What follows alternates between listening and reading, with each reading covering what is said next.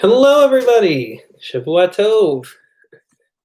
Okay, as I mentioned during our evening service tonight, we're going to be talking about homelessness tonight, and it stems from a verse in our Torah portion, and then of course a commentary from the Kedushat Levi who we've been learning together for many months now. I want to start with a caveat. I think I mentioned a few classes ago that I don't like to teach things where I have to begin with a caveat, but I will tonight, which is we're going to be looking at talking about two kinds of homelessness. The first is the very real kind of homelessness when somebody is in need of food and shelter. And the second is a kind of spiritual homelessness. And when we talk about the latter, I don't want you to think that I'm in any way, making light of real homelessness and the problems of actually needing food and a place to sleep. We're going to be talking about homelessness in a kind of symbolic way, but it doesn't take away from the fact that there are people who are really in need of the most basic things it takes to live a normal life. So with that caveat, I want to jump right into our text. So if you remember, Parshat Shmot begins with a pharaoh who begins to decree all kinds of negative legislation against the Israelites, from the fact that they should now build cities for the Egyptians, up until the point where they have to throw all the baby boys into the Nile. Shalom again, Yocheb. The second thing that he'll legislate is that midwives, the Hebrew midwives, are told that they have to kill any baby boy who's born, and they can let the baby girls live. And the midwives were told, feared God, and they did not carry out Pharaoh's order. Instead, they lied to Pharaoh, saying that it was just about impossible for them to do so, and God rewarded them for it. That's the verse we're going to look at tonight.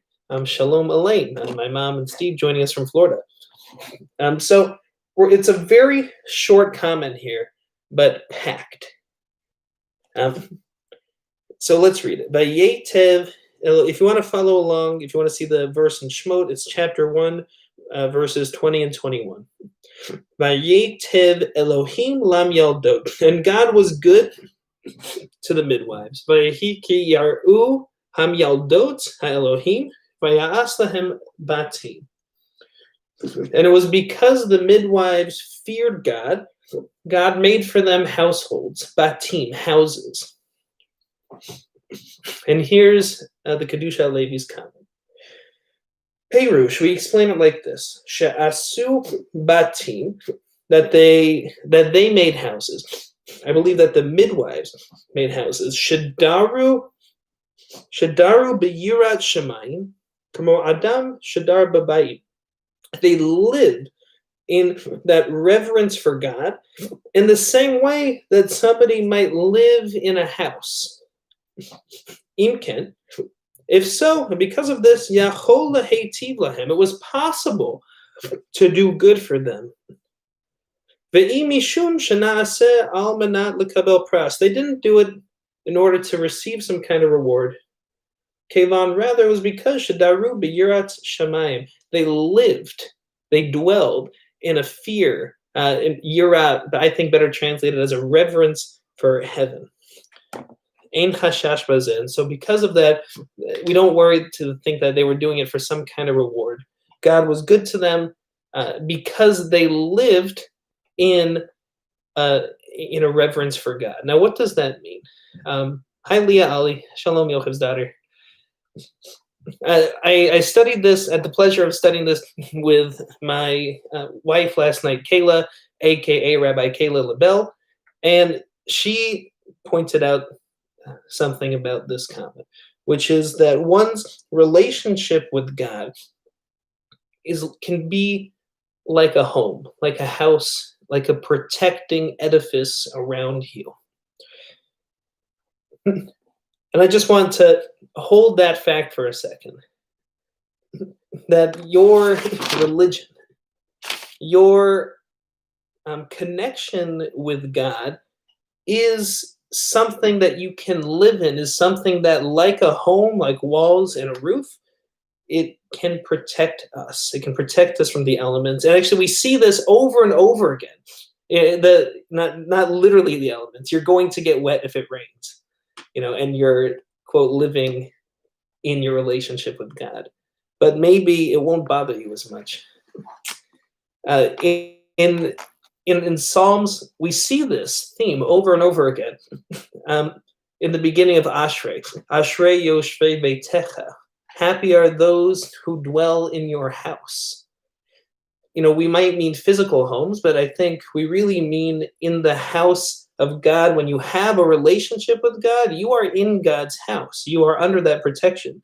After on Saturday night, we don't do it in our minyan, at least we haven't, but we say Psalm 91 after Mari, Yoshev Besetzer Elyon. I'll just read the first couple lines of this psalm. Whoever sits in the refuge of the Most High, he shall dwell in the shadow of the Almighty. I will say of God, God is my fortress, my God, I will trust in God, that he will deliver you from the ensnaring trap and from devastating pestilence. With his pinion, God will cover you, and beneath God's wings you will be protected. Shield and armor is God's truth. You shall not be afraid of the terror of night, nor the arrow that flies by day, nor the pestilence that walks in gloom, nor the destroyer who lays waste at noon. There's a real sense that if you are in a real, close, intimate relationship with God, you are Yoshev Besetzer Elyon. You are dwelling in the refuge of the Most High. In this comment, there's a second thing I want to mention. He mentions that because the midwives had this kind of relationship, because they dwelled, so to speak, in the house of God, they were that reverence they had for God was like a home for them. Because of that, God was able to do good for them, says the Kedushat Levi. We can think about this on a physical level, like with the analogy of a real house. If you want to do good for somebody, it's easier to do it if they have a home. If you want to give somebody a meal, if you want to give somebody a gift, first of all, you're going to need a home to put these things. You're going to need to feel like you have a place to land to even enjoy the blessings around you.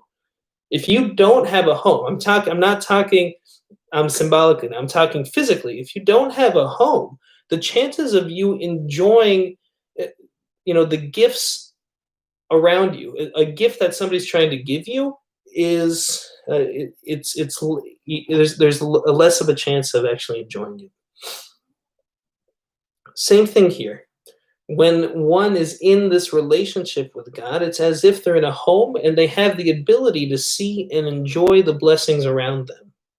Here, the first thing in order to see and experience blessing is this relationship with God, is to live, so to speak, in God's house. And I think, another great text about this, we read at the end of the Saturday morning service here, Shabbat morning. I'm going to find it for us just so we can see it together. By the way, something else that's going to be a little different about tonight is, as you see, we are kind of jumping around to all kinds of different texts. A very short Hasidic text, and now we read a couple of Psalms, and this is a teaching that we study at the end of Saturday morning services. It's from Brachot 64a. Rabbi Elazar said, on behalf of Rabbi Hanina, Torah scholars increase peace in the world. As it is said, all your children, banaich, will be students of God, and your children will have peace. Do not read banaich, don't read it your children, but read it with a holim, but bonaich, your builders. That is to say, there's abundant peace for the lovers of your Torah, and no stumbling block for them. So instead of saying all your children will be students of God, say all of your builders will be students of God, and those builders will have peace. When you keep mitzvot, when you daven, when you light Shabbat candles, when you say no to something that's not kosher, what you're doing is you are a bodneh. You are building. You are a builder. You're building God's house around you. Every time you make a Jewish choice, so to speak, you are bonai. You are a builder in this sense. You are building this edifice around you that is a house for God to live in, a house that you share with God. Kayla, I'm teaching about the house and God that we study last night. I want to jump. Yochev, I see you have a comment. I'll translate it in just a second. Okay, we're going to study something that I did not think we would study together. This is not a Hasidic book. Let's see if we can. I know there's kind of a glare. There we go. This is a book of halacha. It's called the Penine Halacha. Rabbi Eliezer Malamed, he's an Orthodox rabbi in Israel. Not a Hasidic book, just a book on halacha. And I wanted to share with you his teaching on Hachnasat Orchim. He gets a question. The question that he's asked about the mitzvah of Hachnasat Orchim, of welcoming guests, is what if there are, God willing, no people that are hungry, no people that are in need of, a home? Can you still do the mitzvah of Hachnasat Orchim? So this is what he says.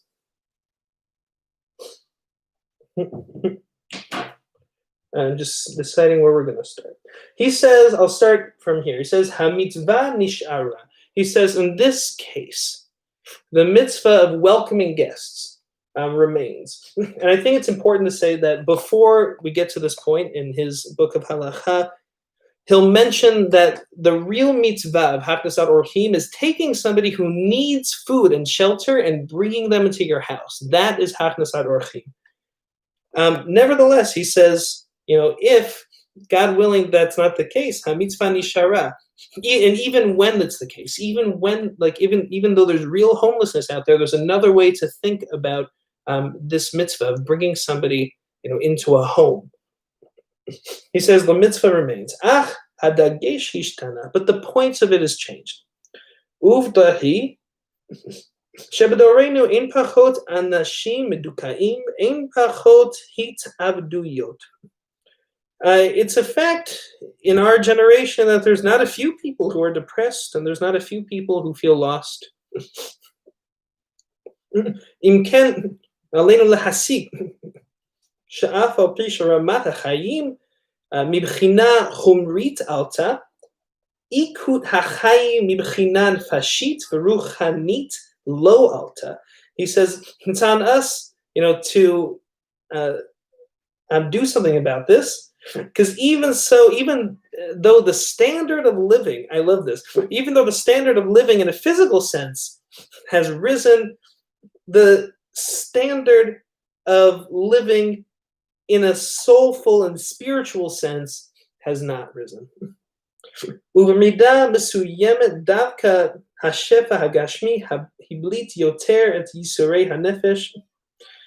And we see that when one gets more and more physical things, it oppresses the soul. Rabim yoter hashim. We'll go to the next paragraph here. So he says, klalo shel davar. Here's the general principle. Bizmanenu haoni hakashe biyoter, hu haoni hanefashi. He says, in our day, the most difficult poverty is a spiritual poverty. ומצוות הכנסת אורחים הולכת ולובשת פנים יותר רוחניות. And the mitzvah of הכנסת אורחים, of welcoming guests, takes on a more spiritual sense. של סעד ותמיכה רוחני, of spiritual support. ישנם אנשים שאיבדו את הכיוון בחיים. There are people who have lost their way in life. They feel like there's no point. התייאשו מעצמם ומעתידים. And they've given up on themselves and on the times. אירוח טוב, אוהד חם, יכול לחזור ולנטוע בקרבם את האמונה. Good hospitality, friendly hospitality, warm hospitality has the ability to reverse this effect and plant in them faith. Sheyesh erech l'chayim, that there's a value to their lives. She'anishim ma'arichim otam, that people value them. Smechim l'shahot b'mechitzatam, who people are happy to wait around in their places, and are interested in helping them. And because from this, a new strength is drawn out in order for them to continue their lives. And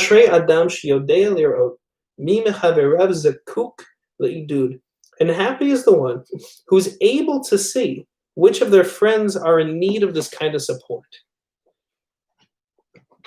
Hachnasat orchim, welcoming guests into a house, he says, is not, and this is a book on halakha, this isn't even a Hasidic text, but jumping off what the Kedusha Levi said, that there's another kind of house you can live in. There's the physical house, of course, but there are people who live in physical houses who are still homeless, who need support, who feel like they are lost. And we are B'Tselem Elohim, in the image of God. When we reach out and we show that we are interested, we are building for them a new spiritual home to live in which they can find blessing and a reason to live. Those who are depressed need it most, he says. Somebody to reach out, as if, how beautiful would it be if God just reached out and said, I care about you? Well, there is kind of the next best thing, which is us. And when we have the ability to fulfill that mitzvah of welcoming somebody into a home, somebody who's, of course, like if somebody truly needs a place to sleep and food to eat, that's hachnasat orchim in a physical sense. But there's hachnasat orchim in a spiritual sense, that you can live in a home of soul, a home of spirit, a home that is rooted in God and rooted in a sense that somebody cares and your life matters. That to me is what the Kedusha Levi says when he says that the midwives lived in that reverence for heaven, which is to say that they knew, they felt in their heart that God cared what they did. They weren't going to kill Hebrew babies, even though the most powerful person in Egypt told them to. They knew that God cared what they did. And they were metaphorically living in that house with God. They shared their house with God, and they saw, they felt God's presence there and felt that God cared about their actions. I bring this text on Hachnasat Orchim to say that, we can jumpstart that process for people. We have the ability to reach out and show them that somebody cares, and that can be the door to living in this spiritual house, to living in this home with each other in a spiritual sense and with God. Shavua Tov, Sharona. I'm so glad you're here with us. Yochev, I'm going to translate your I'm going to translate your questions now. I'm Charlotte. Oh, I'm so glad you enjoyed it. Shavua Tov to you. Okay. I'm going to thank God for Google Translate. Am I right, Yochev? I'm so glad that we can have this relationship and learning and praying together despite the language barrier. Yochev, you say how good it is to have the security of a home. It shelters us, frees us from the weather. It's protecting. Comparing with our connection to God is so timely. I believe that many of us have or have had experiences like that. Yeah, I mean that's the beauty. I also want to mention God. There are times in our tradition where we call God Hamakom. God is called the place. That is to say, we live in God. We live with God. And a home is a beautiful metaphor. Yochev, you also say, what a privilege to build a relationship with the eternal. The blessings of the mitzvot, kashrut, tzedakah, receive ushpizim, meet the needs of others, what a simcha. Yeah, and all of those, as we saw in that text from Masechet Brachot, when we do mitzvot, we are bonaich, we are bonim, we are builders, building this home for God around us. You know, and I this is a good time, I think, to quote Rabbi Abraham Joshua Heschel, who said that Shabbat is a castle in the sky, which is to say we have this remarkable edifice that we live in on the seventh day, a castle almost. You just can't see it. You know, it's what sustained us. You know, how are we around? You know, if you look in the Torah, everyone's gone. The Hittites, the Amorites, the Jebusites, all the ites, they're all gone, except for the Israelites. We have remained, and I think it's because of this secret that we've, despite countless expulsions, despite persecution, you know, we've never been without a home. We've always had a place to land because we have an intricate relationship with God. Yochev, I'm going to translate your last two comments. You say that the level of connection with the eternal, that makes us care about what God thinks of us is wonderful, and that leads us to always do what is right. Yeah, and I want to mention in the Torah, there's a sense that yirat Hashem, that fear of God, you can, every time it comes up, or knowledge of God even, there's a sense of morality associated with it. Here, you know, clearly with the midwives, they had a fear of God, and you see them acting correctly. You know, when Isaac tells Rebecca in the book of Bereshit, in Genesis, to pretend that she's his sister, when they go to King Avimelech, and Avimelech rebukes him for it, he says, you know, I didn't think there was any fear of God here. You know, that is to say, I didn't think there was anybody who was going to act morally, ethically here. And then you say, Yochev, thanks for the translator, and thanks for your daughter Leah for being here translating the shiur for you. Thank you. Thank you, Leah. Thank you, Google Translate. This is what I wanted to leave you with tonight. I just wanted to share this, which is, it's not a simple concept. I mean, it's a very deep concept, the idea that you can live in this home. And I want to share on a personal level, one of my favorite things about studying Jewish law in particular is that I feel like when you study halakha, we're studying Hasidut. Maybe someday we'll study halakha together. But when you study halakha, when you study Jewish law, to me, it's like exploring an ancient giant home.